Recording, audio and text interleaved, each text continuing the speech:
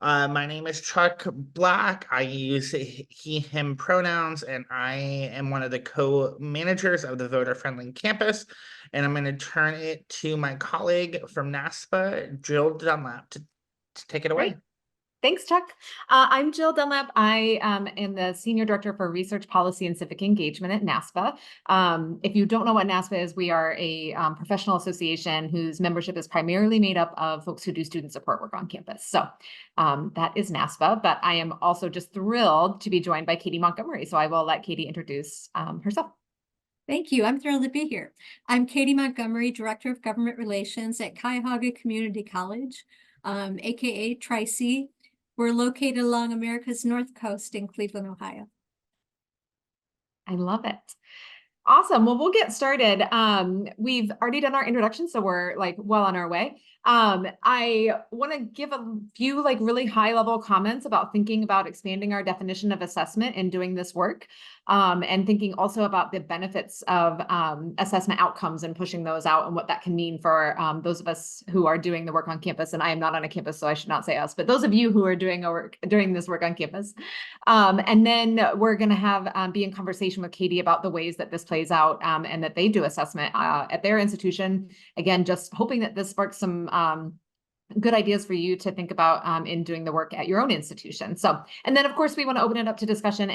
We'll take any questions that you all have for either Katie or myself at the end. So feel free to pop those in the chat, and Chuck will be monitoring them as we go. So I just really want to preface this with the fact that I get geeked out about assessment to like an unhealthy degree. And so I don't expect for everybody to come on that journey with me, but like I really, really love assessment. And I say that after having worked on 3 different campuses for over 14 years before I came to NASPA. And I like it so much that like I consult and go to campuses and talk about how to do assessment. So like that's how much I do that like in my spare time because it's fun. But I think it's, it really does start with having an assessment mindset. And to me, that's a really one of the really simple things that we can do, right, is understanding the data that we have. And we'll get into this a little bit later, but I think oftentimes in doing civic engagement work, we sort of fall into using the same data over and over again. And so it's really helpful to think about like, what other offices are collecting data that might be useful and be able to speak to the success of the efforts that my office is working on. Clearly communicating complex information is important when you're getting ready to start assessment. Also understanding industry trends. I think going to conferences or webinars like this, understanding what's happening on other campuses can really help drive some of the things that you might want to look at your own institution. And then understanding that the following are processes and not endpoints, right? And so using data, understanding that data is always changing, right? How we're collecting it, and then what are we learning from it? So, and the other thing that I just really want to highlight is that I think we also sometimes get stuck on only assessing outputs, right? Like how many people showed up at this event? How many t-shirts did we give out? How many, X, Y, or Z, like, you fill in the blank there. But there's also this really, I think overlooked area, which is doing like needs assessment and like, how do you know what your students need to be better voters or to have a civic mindset, right? And I think a lot of times, at least when I was on a campus, we were not very good at looking at processes. Like what processes do we have that get in the way of students doing the thing that we want them to do, right? And doing that behavior. Is it that our office isn't open during hours when most students are coming to campus? Is it that our voter registration is only open on certain days, that kind of thing. And so thinking about, again, broadly, like how each of these things fall into or tie into one another. And so then, you also have this idea of looking at assessment versus evaluation, and assessment referring to measuring student learning, right? What are students learning when they engage with our office? If you're just giving them a t-shirt, what did they learn, right? Did you have a conversation at the same time that you were giving out swag? And evaluation, typically is thought of as like evaluating an entire area, like a department, a program, an office, or a division. And so assessment can be sort of the smaller version that leads up into a larger evaluation. The other thing that I think, especially in student affairs, that we love to do, right, is say like, did you like this event? Which is great when students say yes, right? Because we put a lot of time and effort into these. But assessment is not the same as asking about satisfaction with things. And so measures of satisfaction and utilization aren't often enough to really determine whether or not a student has learned something as a result of engaging with one of our processes or programs or systems, right? Or attended one of our activities. So again, thinking about how do we think past satisfaction to really getting at like, what are they getting from, not just did they like it, but what are they getting out of this interaction that they're having with us? So the good news is there's so many different ways that you can use assessment, right?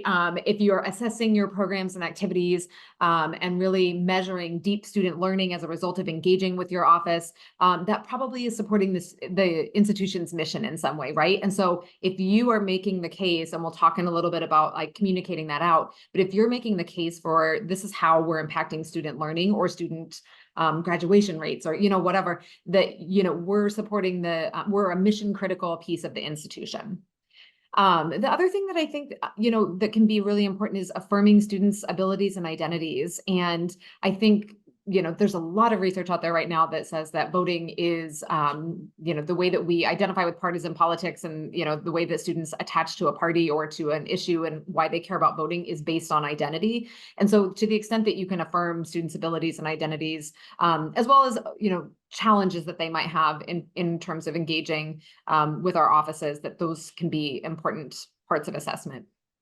And then again, identifying opportunities to work efficiently. And Katie and I were having a conversation earlier this morning, and we're going to talk about that in a little bit. But don't keep doing a thing just because you've always done it, right? If it's not working and students are not learning what you think they're learning, or they're not coming, it's an opportunity for you to say, hey, maybe we don't have to keep adding things that we should be doing, but we can actually sometimes take away things, right? And allows us to focus more fully on the things that are working well.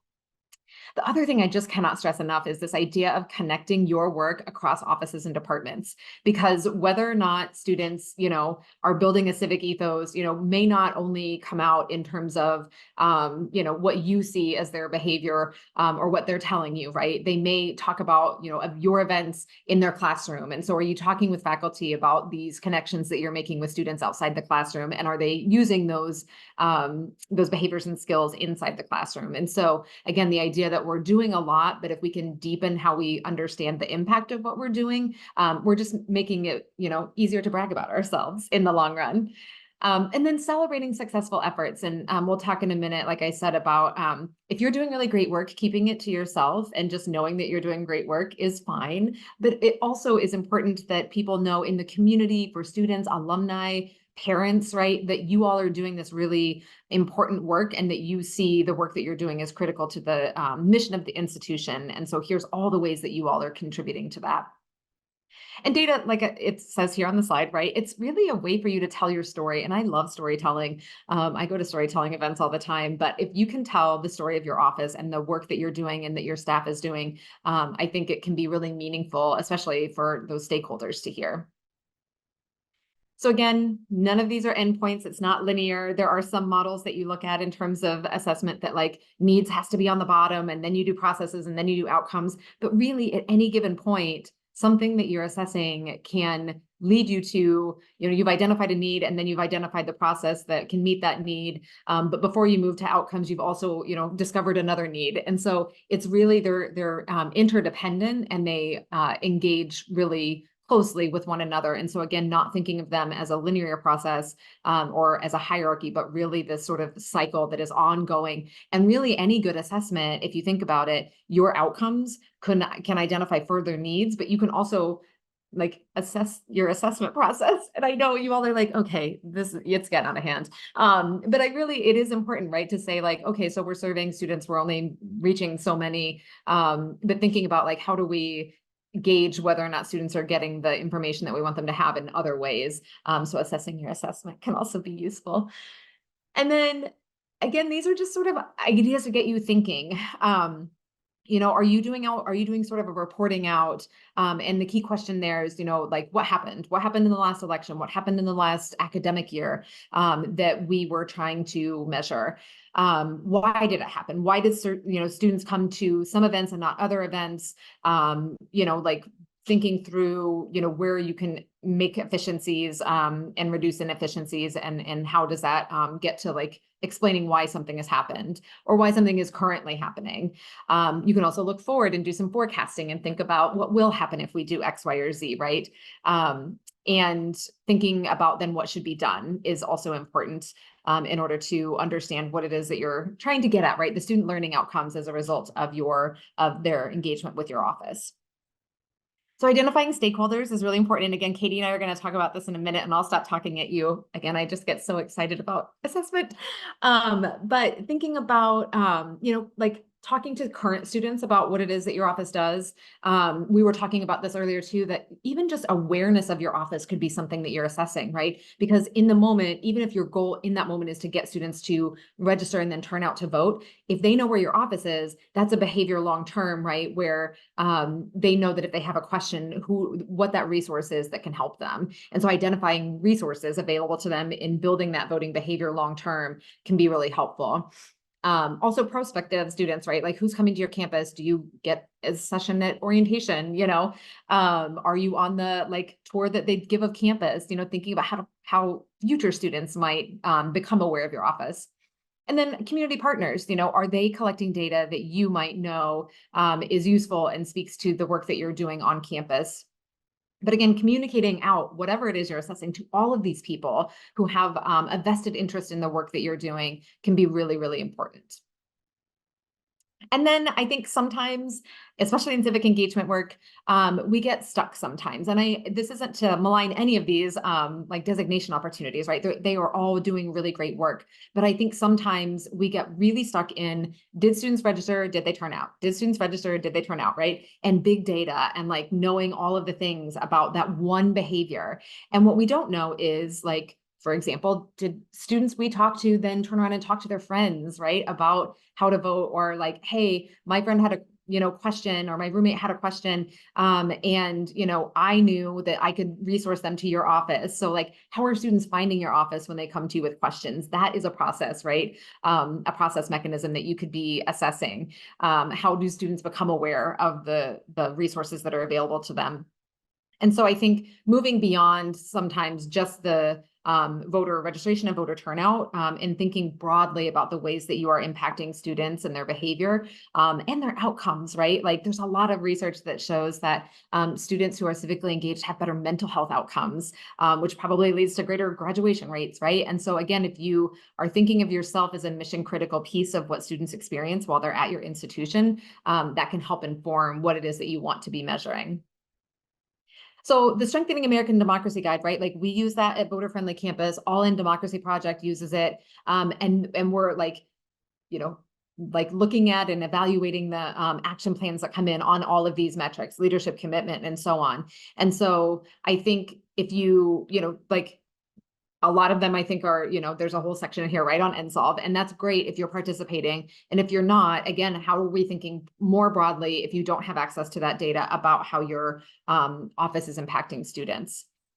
And so I just, in here, like put some ideas, right, using the same categories that you're already looking at in terms of voting behavior, and looking more broadly about the impact that your work is having on campus. So, like, the other thing that I used to do all the time when I was on a campus is convene a like task force of people. And I was working specifically with survivors of sexual assault. But one of the things that we were missing is we were bringing together all these offices to talk about the work all the time. And we weren't then assessing, are those people getting something out of that meeting?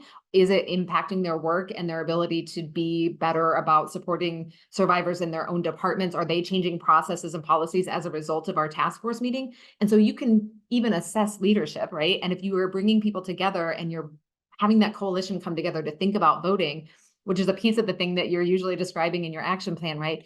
Are you assessing the learning outcomes of those who are doing the work? Which I think can be really useful. And then thinking again, what are the institution's goals and how are your department goals aligning with that? Your goal may be to register students to vote, right? But there are probably other things that you want students to do between elections, right? And so how are we measuring what those goals are for your own department or area? And then thinking through how that supports the institutional goals. looking at landscaping, looking at reporting, we talked about stakeholders, but even in the reporting, right? And I think Katie's going to talk about this because I think they do some really cool analysis in real time. But like, if you're issuing a report, are you just doing it and sending it off to All In or VFC in order to get the designation? Or are you sending it to your senior leadership? Are they reading it? Are you sending it to alumni? Are they reading it? Like, the reporting itself can be something that you assess. So like I said, I haven't met a thing I can't try to assess. And then again, just as you're starting, like the what, the why, the how, and the who. I love thinking about colleagues and other offices that you can collaborate with, thinking broadly about like what data they're collecting that dovetails with some of the things that you're working on, and how do you, show assessment or learning or growth through that data. And this recording will be available, so I know I'm breezing through this, but this is just because I don't want to be the only one talking, and I really want to get into it with Katie and ask some questions about how this plays out on an actual campus instead of just in my head and in theory. And the other thing I would just really recommend is that like not everything has to be a huge like large data set. I'm looking at all students and their, mental health assessment on the, American College Health Association survey that we do, or something like that, or the NSLVE. There are things that you can do just by looking at other peer campuses, and benchmarking was always a really powerful part of what I was doing in terms of assessment. And these are just different types of like as benchmarking that you can do as part of your assessment. I love this historical trends benchmarking, right? Like, is our program improving over time? Are we making more contacts? Are we able to employ more students? And when we grow, can we show the added number of contacts that we can make, right? And then making the case to senior leadership that like your resource investment here in allowing us to hire more students allowed us to meet or like have X number more contacts, right? And so it can be that sort of like loop, right? Where you're showing the growth trend, and then you make that growth trend argument to leadership, and then get them to reinvest more in what you're doing. And so these are all, I think, just really easy ways to look at benchmarking as a means of doing assessment. So then finally, there are benefits of broad assessment, right? You can, articulate how that work supports the mission of the institution. And again, in a time of, lots of turnover, and coming out of the pandemic and people moving around, that, you're ensuring that your efforts, right, are aligning with the mission of the institution. And then educating stakeholders about the year-round work you do to engage students. And I think for me, that's another, I think I've talked to some vice presidents, right, who are like, oh yeah, why would we have to put more resources to this, right? Because they're just doing work at the midterms and in the presidential elections. And you're like, no, this is like building a civic ethos is a full-time job for, us to get this message across to students about why this is important. And then continuing to engage them between election cycles. And again, I've already talked about making the argument for additional resources. I've done this with assessment, and I started at my last campus, and it was me and one other full-time person. And by the time I left, there were 6 of us. And it was, again, because of the power of data, which I think is why I'm just so geeked out about assessment. And then also just raising awareness about the data that you have, and also being I've talked a lot here about like, who can you partner with that has data that would benefit you? But you have data that might benefit other departments too. So being a good partner in this space, right? That that students are coming into you because someone has referred them to you, and it's they're all coming from the philosophy department, right? And so reaching back out and saying, hey, like, we're capturing that all of these referrals that you're sending students over to us when they have questions, it's really paying off. And we've captured that in some meaningful way. So we wanted to, reach back out and thank you for that and be a good partner in this space. So, yeah, those are, again, I know I breezed through that. I am happy to talk offline with anybody also about this, because I get just really too excited about assessment. But I want to take time now and have a conversation with Katie about how Tri-C does this, because I think it's really meaningful. So I'm going to stop sharing my screen so that we can all see each other. And just sort of ask if you wouldn't mind, Katie, by starting to tell us about how you do assessment of your work at Tri-C. Sure. Thanks, Jill. That was wonderful. And I think we're kindred spirits on the data points. Oh, good. Because it really helps give you guideposts, in addition to NSLVE, which are like sort of every few years you get a guidepost, you get a historical look at what you're doing. But how do you know in real time? And that's what we really work on. And I probably should have started out by saying that Tri-C is very honored to be in our third round as voter-friendly campus. We're in the inaugural cohort of the Ask Every Student. We're part of Students Learn Student Votes. We love campus vote projects. It's all good. So that's all fun. And all these things sort of layer together. What we do and what Jill and Chuck and I had talked about a little bit is everything we do, we measure. And we use those analytics to say if we're going in the right direction. So for example, we just did an all-student text prior to the voter registration deadline in Ohio. We try to make it fun, you know, how can you change the world? Vote. And we reached 87% of our students opened it. So that for us, we were very happy with that. 15,700 students, you know, saw that message. And it was a quick line to go check if you're registered or things like that. We've had some that might be in the 70s. So I'll look at that. If it's only 70%, like maybe we want to change the message for next time. We've had a lot of fun on election day saying your mission, should you choose to accept it, vote. Those get high pickup. So, you know, you pay attention to what's working. Another thing, Tri-C is a levy supported institution, which means that we rely on the voters of our county to help us stay in business, essentially. So we try to earn their vote every day. The advantages of that are Promote the Vote is what we call our internal voting program. So in Ohio, we have primaries and general elections every year. Last year, I think we had 3 primaries. So we run full social media, email, text campaigns for every primary and every election. At this point, I have about 100 people across our 14 locations that help us get signs and forums and things like that out, and they take ownership of it in a high traffic area, making sure it's stocked, things like that. We have people who, our marketing group is wonderful. The Democracy Fellows are just about to launch our 7th cohort this year. We're very happy about that. And the reach that they've allowed us to get into our student body is just huge. And it's just been a wonderful synergy of all these efforts. Jill, what would you like me to address first? I'm happy to go whichever direction. I know you were going to show the award, and I love that. I don't know if you want to talk about that, but it's like my favorite. I will. So one of our goals is to make democracy fun and celebratory, and we were honored to earn a SLSV award just for that. So we try to do a lot of fun things to get students engaged because it's an overwhelming process. And I was saying, you know, I can tell you to a student, if I ask someone walking by a table, are you registered to vote? They will say no. Oh, I'm sorry. They will say yes, even though they are not registered to vote. And I have to find a reason to get them to turn around. Last year, we had a really good one. We were up for a vote, and it would directly impact their tuition. And once they heard that to a student, they also turned around and said, oh, I'd like to know more. And hey, by the way, I'm not registered to vote, you know. So we also try to reach them in fun online programs.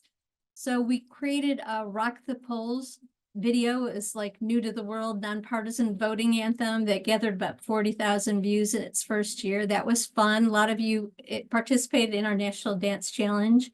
Last year, we did something, I didn't think we'd top the anthem, but we came up with the soap operas of democracy. The series is called These Are the Votes of Our Lives. And so we introduced the first 3 soap operas last year, written and performed in by our students. That was called Code Red, White, and Blue, where democracy is on life support because it needed votes. And it was sort of fun. The students kept going, yeah, we should put up for like an Emmy Award, or, you know, we should really get acknowledged for that. So I just listened to that, and my colleague and I, we came up with Tremmy Awards, Tri-C Emmy Awards, and we presented those to the students at the end of the year. Oh my goodness, we're keeping these going. They wanted pictures right away of themselves alone with it, then in a group, then in various groupings. So it's like, oh, that was fun. And for a small investment, we got a really good return, and they tell their friends about it, and student government and things like that. So that type of thing has really worked out well for us.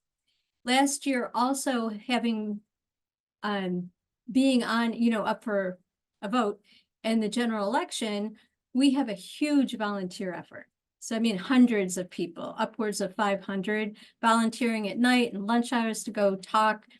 We booked Tri-C speakers who spoke, as it turned out. So this is how we count things. we know that we spoke face-to-face to over 12,000 community leaders. And that's the value too of knowing that, because then, we were very grateful that the citizens voted our levy through. But we might have looked at that if it went the other way, God forbid, like, oh, we didn't do as much this year. Maybe that's what made the difference. So it's certainly an evaluation tool right away. And we had cards that we put out at anytime we find a fact that catches students' attention, we tend to make it into like a handout. So a couple years ago, I learned that people are 19% more likely to vote if they make a voting plan. So we came up with a My Voting Plan Is card that we hand out to every event. And then we also have a key voting dates card, and the students vote on the size of this and sort of how it looks. And we usually print like 4,000 to 6,000. Those get distributed, for the general election. Last year with the outreach we were doing, we wanted to share it with the community too. And they're nonpartisan. There's nothing about Vote for Tri-C or anything on it. Everything we do is nonpartisan. I think we printed 10 to 15,000 and distributed those throughout the county over the course of 4 or 5 months. So that was really fun, like to get that, just to get the extra message out. And I know from personal anecdotes, voting's such a complex subject. And people need you need a coach to take you through it. But once you're through it, you own it forever. So we do something called the voting experience. It's a pop-up voting event. Basically takes you through the 5 stations of voting that will make you feel like an experienced voters, including the Board of Elections recreating the polling experience, like checking it at a poll, having the wrong information, getting a ballot, filling it out, getting the little sticker after. So it really takes you from voter registration through that final sticker. And we found that's really worked out well for us. We're in our probably 6th year of that. So we always count how many people we reach. And, so we know, like, are we going the right way? We know that our evening students have no interest in stopping at this event. So we got rid of evening events. We do it like Monday, Tuesday at one campus. So we get Monday, Wednesday, Tuesday, Thursday students and the same thing. So we learn like to go with the rhythm of the students. We overlay it on other student events. So we have a built-in audience. So Student Success Week, Welcome Back Week, that type of thing. And that works out well. I'm going to stop now. No, I have another question, Katie, because when we talked before this, you had talked about the ways that you use your assessment data. And so I'm curious if you have insights you can share about ways that you have tweaked the way you've done things based on how you've assessed, and making things more efficient, or, stopping or starting something new. Sure. Well, that's one of the things too. At every voting experience event, we have the students, it's really old school, make hashtags on cards. So we know how many people we're interacting with. And it's not a static event. The students don't sit at it. They interrupt and intercept students walking by. And this last round of the voting experience, we had over 1,000 conversations on voting. So I told it that's a really good pace. So we look at that, and we certainly use the NSLVE data. We don't tend to share it publicly, but I can share top lines of it. And it's good to see that I think from 2018 to 2020, voting by age group increased by double digits in every single age group. We know that we had improvements actually in all fields of study too in that time period, and that's never happened before. We've always been sort of ups and downs. And, we always have room to grow, but we've had 3- and 4-fold increases in student voting rates over the past 10 years, which really pleased by that. So that's a long-term look at what you're doing. Does that help, Jill? It does. The other thing that I had a question for you about, and then we can open it up if you're good, to any questions that other folks might have. But I'm wondering if you have particular success stories that you want to highlight, or challenges that you've had in trying to do assessment work. Sure. Because I think for people like us that really love assessment, we're we're just going to keep doing it no matter what. But I do think it can feel overwhelming, right? With how many different ways you can assess and all the different things you can assess. And so if you were to say to someone who is just starting out, here's something that I would consider, and in identifying challenges. Sure. One of the challenges I do have sometimes is getting the analytics that I don't have control over. So I try to work with our marketing group at the beginning of the year and set up a spreadsheet. So every time we're on, we have 5 social media platforms that we use. I like to see the results of those because I want to see what's hitting more than others. We have an interestingly strong following on LinkedIn. I still don't really understand that, but it's huge.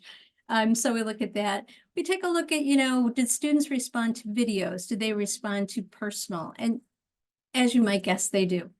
A video will often bring them in. So we use the soap operas and the voting anthem, tend to be good pulls to get them through the deeper information. But we try to walk them in on an easy pathway, and we found that works really well. Use very conversational language. We always invite students to follow up with us if they want to. In terms of anecdotally, I'll give you two. So our international students are some of our biggest democracy champions because they have just horrible stories of seeing democracy thwarted in their home countries. And they come here filled with fervor for democracy. And sometimes they're just so almost crushed by, why don't you vote? Why don't Americans vote? And I know everyone on this call is with them. Why don't you? So we always have a few international students in our democracy fellows because they're just great advocates. And we finally held an event last year we've been trying to get to, where we had international students have a conversation with American citizen students. And I really wanted them to share the viewpoint of asking, their fellow students who could vote, how do you think it impacts me? Knowing that, for example, last year, my tuition is impacted by votes and you're not going to vote. To think that through, what is your impact as a voter, sort of in a 360 way, as sort of part of a community. And that's really powerful to see. And then another anecdote, this is really interesting outgrowth, I'll say, of my work. I was asking to put some of those cards I showed you at one of my local grocery stores. And the woman behind the counter very shyly asked me, so I'd sort of like to vote. I've never voted. No one's ever taught me. So over the next 3 months, every time I went in, I took her through another aspect of voting. I gave her my card. I said, call me anytime I want you to know how to vote. And she voted. And now she's to the point that when I go in, she goes, so what are they doing in Congress today? And it's really fun to see that light go on. And this woman is 50. So she had never voted in her whole life because no one had taught her. And I think that's part of the importance of the work we do. Everyone can benefit by the civic engagement work we're doing. Hopefully it's not going just to your students, but back to their families. And maybe people are too shy to let another person know they don't know how to vote.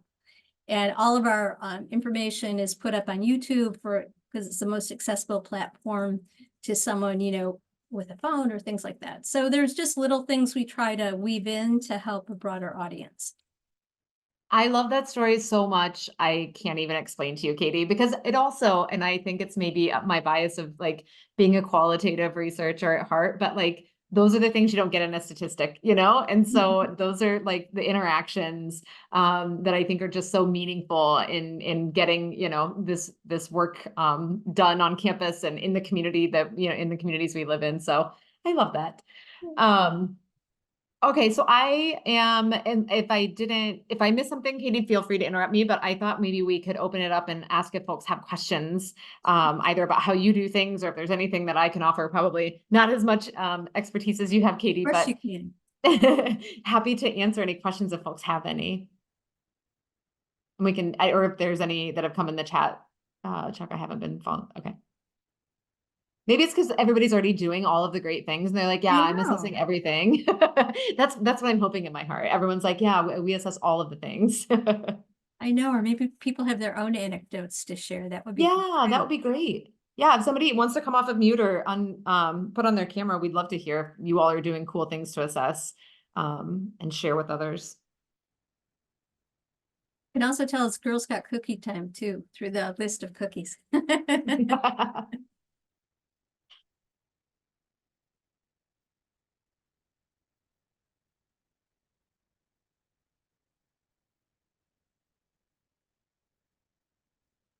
I'm really good at uncomfortable silences because I also teach. So when my students are like, oh, I will win this game. I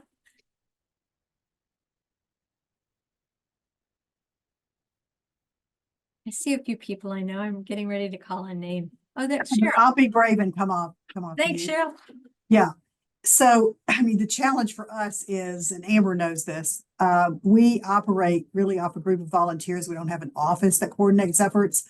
So even trying to get to data is a real challenge, and having the opportunities to do that is a real challenge. And I'd be curious to know if there are other campuses who have that same challenge.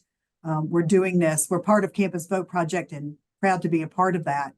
But we also do this off the backs of volunteers. And so without a civic engagement office, it just makes it more challenging. And I'm curious to know if others have that same challenge and how they've been able to overcome, especially gathering, feedback and information. If it helps to know, Cheryl, the 100 people I talked about, they're all volunteers. It's not part of their jobs. It's been asking. And fortunately, I have a crew of like people at the college who are naturally interested in voting because it affects that we stay, who we are. But one thing that I found really helpful is tying it to the accreditation, because I think it was in 2019, the higher ed accreditation did an uplift of civic education, and it had to be in place by 2022. So we're finding when we do this work, making it available to faculty members, it helps meet some of their requirements, and they're very grateful for that and happy to share. So if that helps you at all.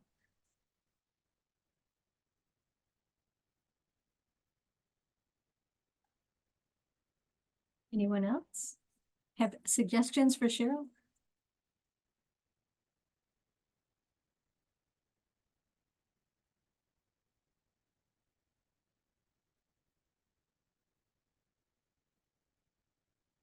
Bueller. I know, right? I should just talk longer about assessment. That's clearly the problem here, is that I didn't go off enough about assessment.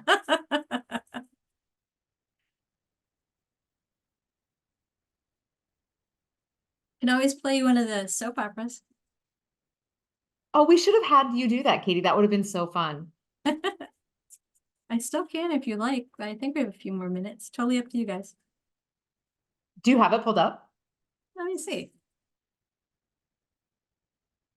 And was this an initiative that was student ideated and then developed and done, Katie? Well, it's interesting. We don't run the Democracy Fellowship as a student-led. It's sort of like their first step into corporate life. So everyone takes turns leading and sometimes following, but they all serve together. So this came out of a brainstorm session. It started with, I like doing skits. That's where it started. Then all of a sudden it was like soap opera, and like the light bulb went off over 10 people's heads at the same time.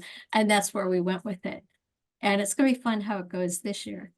So if I can share, Chuck, am I able to share? I think I am. Yeah, you should. Okay, cool. Let me put this sound on.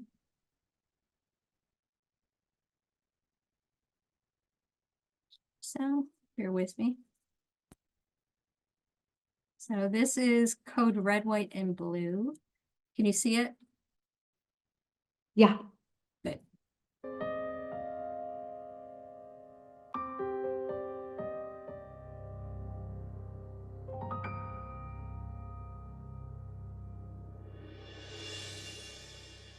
Good morning. I'm here to get your 7 a.m. vitals. Good morning, sir. Sir? Sir? Nurse, help! The patient is unresponsive. We need to call the code to save him. Sir, shucks, you're right. I'll call the rapid nurse. You stay with the patient. Samantha, we have a code red, white, and blue. We need you here immediately. I'm here. Let's do this. What's the patient's name and date of birth? Democracy, born July 4th, 1776. We can't let democracy die. All right.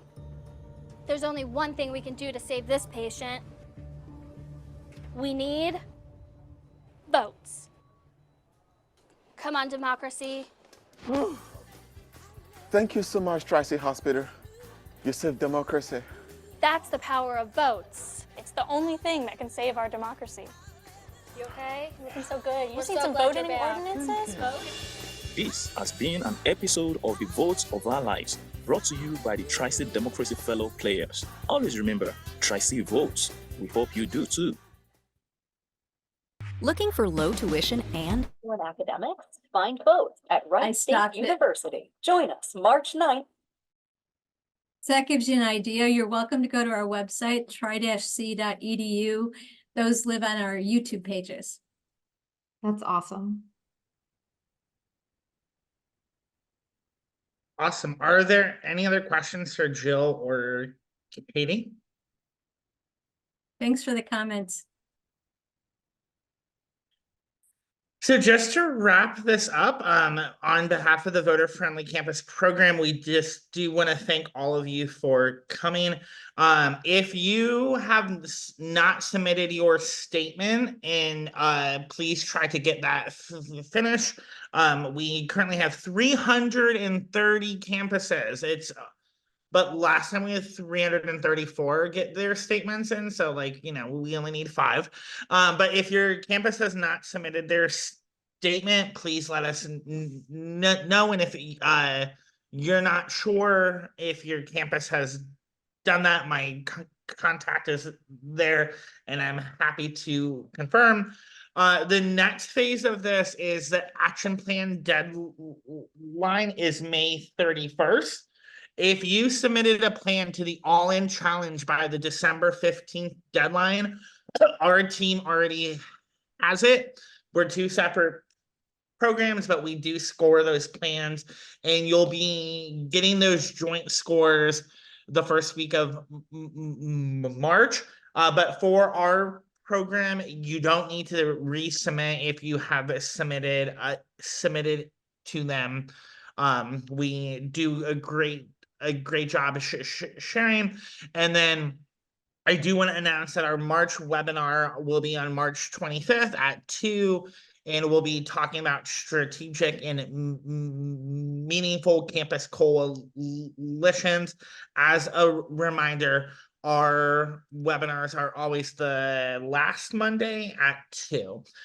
If there are any questions, Jill, Katie, and I will stay on for a minute. But we will send out a copy of the PowerPoint and the recording, and we hope all of you have a good rest of your day. Thank you.